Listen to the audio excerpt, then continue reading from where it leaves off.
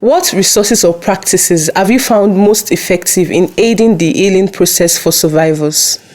The first thing is having a shoulder to cry on. When you have been abused, molested, you're in a toxic relationship, you've been so shattered and battered, the first thing is don't talk. As a matter of fact, the rapist will tell the person being raped, if you see anything, I'll kill you, or I'll tell your parents. If you see a child that is being sexually molested, what the rapist or the molester will say is, if you tell your dad, if you tell your mom, I'm going to kill you.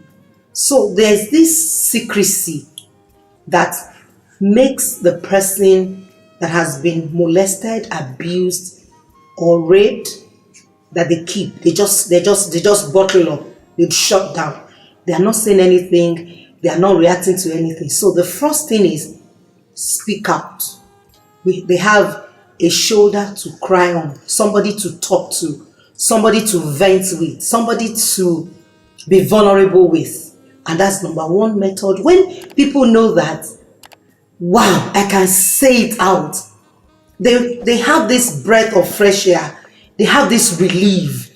It's therapy on its own. Having, for the first time, probably you bottled up domestic violence for 10 years, don't tell anybody. And you know, one woman told me lately, she said, when my husband and I are out, he treats me like a queen. But as soon as we step to the door of the house, he just take his hand off and start treating me badly.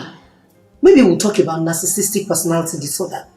He's a narcissist. He could be a sociopath. He could be a psychopath. He could be someone that has a mental illness. Such women, especially if you are privileged to be in a position of authority, probably you're a bank manager, you're a doctor, you're a lawyer, people look up to you, have your business. Hey, with your swollen eyes, you just wear shade and pretend and come to the office as if nothing is happening, nothing has happened, and you are dying on the inside. When you have someone you can talk to, that is number one key that has worked for me over and over and over again. You just see people opening up. Even if I go for conferences, maybe I begin to talk about addiction, or talk about molestation, or talk about wounds and trauma. You just hear, I want to say something, and people start sharing their stories, and the atmosphere is like, wow, wow. And you see some of them crying and say, thank you. Thank you for sharing your own story. Thank you for talking about yourself. Now I know that somebody feels me. Somebody can touch me. Somebody can understand what I've been through, what I'm going through, what has happened to me. Wow. That is amazing. It's a weapon that I can never joke with. Why?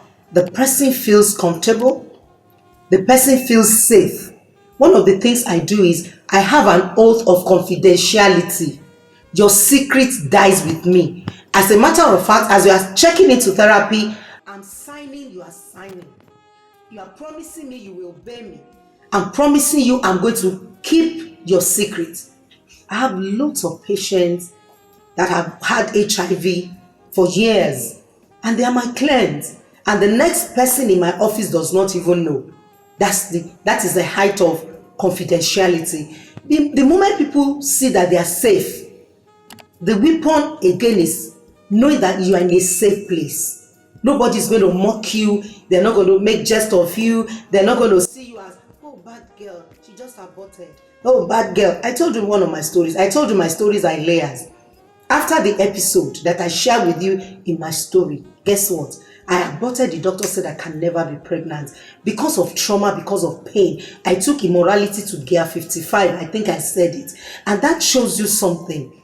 If I had been able to bring it out, probably when I was molested, when my cousin aborted for me and started sleeping with me, if I had had someone to be open to be vulnerable with, probably I would not deteriorate to the level of having to do series of abortion, having to be so bad, having to live a terrible life.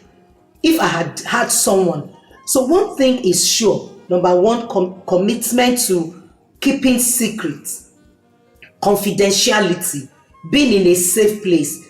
That is number two. I've said one. shoulder to cry to. Number two, having someone, you know that this person you are talking to, whatever you say, the person understands. There's empathy, there's sympathy. The person, your therapist, is wearing your shoes. Then, of course, another thing that is extremely important is knowing fully well that this thing is not your fault. I've told women, if your husband commits adultery, it's not your fault. That is one thing that I've noticed, that women will say, wow, so it's not my fault. I thought because I didn't give him sex. There's no reason for adultery. If your wife or your husband is not giving you sex, get into therapy, get into counseling. Let them do couples. I do couples therapy. Let's just do couples therapy. Let's talk about sex. Why is this person not responding to sex? Was she raped? Was she molested? What's the secret? Was there anything wrong? Does your husband know your discovery channels? I'm just trying to put it that way. What is the secret of the girl or the man not having sexual urge towards you? I've seen men, because they masturbate, because they watch pornography, because they sleep around, when they want to have sex with their wives, they don't have erection. It's addiction. We change it. That does not give you power, authority to go and commit adultery. No, not at all. You meet that need by seeking divine intervention. So we let people know that it's not your fault. Whatever happens to you, even if the person is a pedophile, is a rapist, is a lesbian, is homosexual, whatever emotional wounds or trauma you are going through, another method is, it is never your fault. We are not saying you should not take responsibility.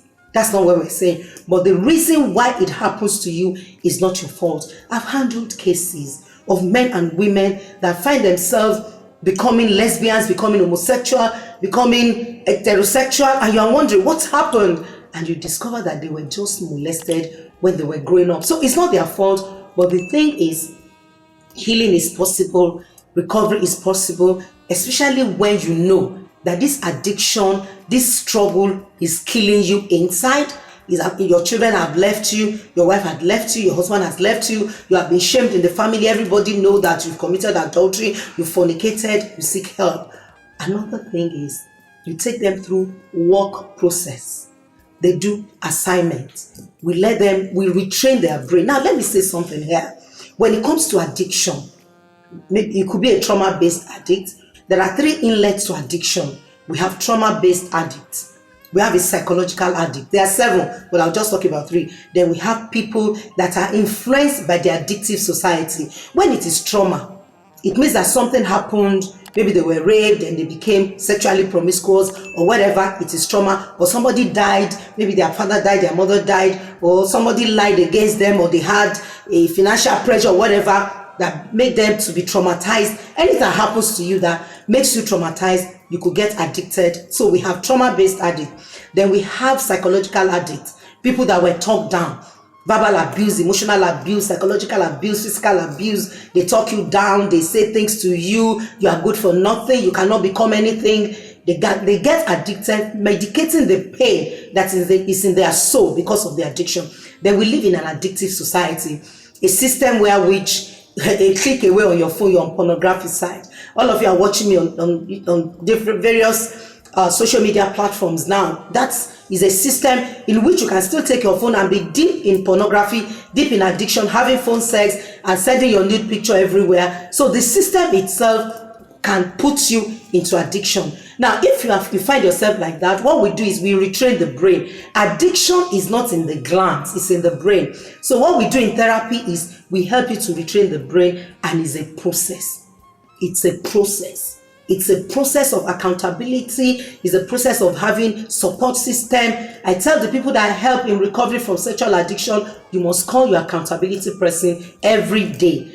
That you are perfect, you are fine. Today I'm fine. Hello, how are you? How are you doing? You are good today. Then when you are about to act out, probably you visit prostitute, you could always call the person you are accountable to, telling the person, I have a struggle right now. If you are constantly talking to your therapist, any day you call the therapist, I'm fine today, I'm doing well today. When we are dealing with addiction, when you are about to act out or slip into your addiction, it will be easy to make a call. I'm struggling right now. Can you just help me? Help me. I'm going through stuff. And you are sick as your secret. One of the things that we also do is you must be open. There's no secret anywhere. Where you open up to tell your therapist, your counselor, You tell the person, this is what I'm going through. You can't keep covering up whatever it is. Let me say this to everyone out there that is struggling with addiction, struggling with your emotions. You've been molested, you've been abandoned, you've been rejected, your husband is constantly living in adultery, you've gotten infection, you've got gonorrhea, you've got herpes, you've gone through a lot of things in that house. And because you are in the spiritual world, you are a Christian, you are a pastor's wife, you are a deacon in the church, a deaconess, you can't say it out because of shame. You can't belch it out. You can't tell anybody. You're covering it or you're masking it. Let me be honest with you. You need to speak out.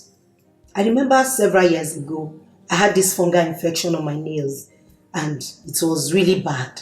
The person that was doing my nails, my pedicure, told me, Mommy, let's remove this nail. Let's remove this wound. It will heal. I said, don't do that.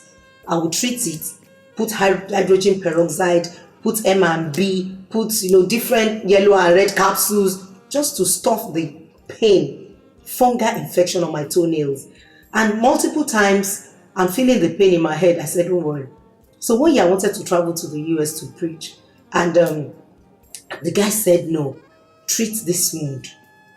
Let's remove this nail. I said, hey, I'm traveling, you can't remove it. I'll manage it.